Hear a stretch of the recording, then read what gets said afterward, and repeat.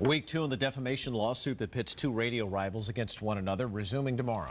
Radio shock jock Todd is suing Bubba the Love Sponge Clem for malicious verbal attacks against he and his wife Michelle.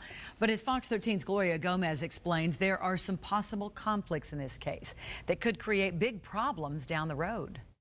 MJ can't win by default anymore. You can't pick up the National Enquirer. In a trial that has seen trash talking, radio stunts. Judge, how are you?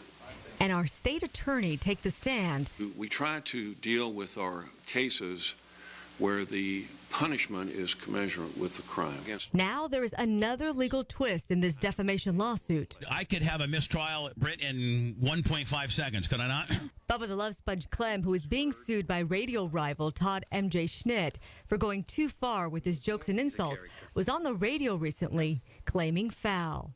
I would tell the jury, I'm uncomfortable answering your questions, Mr. Campbell, because you used to be my attorney.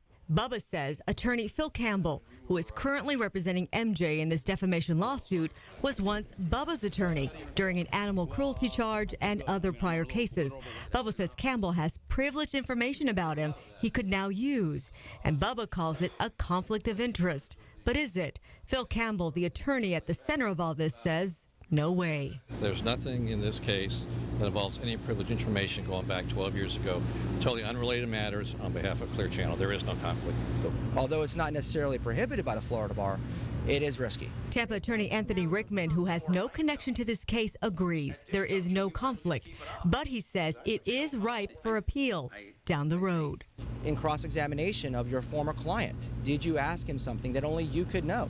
In questioning another witness, did you question that witness based on the privileged information that was told to you previously by your client? And the question is there an actual conflict of interest? The court has said essentially no at this point in time, but can something happen throughout this trial that could create that conflict of interest? And that remains to be seen. In Tampa, Gloria Gomez, Fox 13 News. The trial is expected to last about 3 weeks, and Fox 13's Gloria Gomez is going to be tweeting from inside the courtroom and will be streaming video from court on myfoxtampabay.com when the trial resumes tomorrow morning.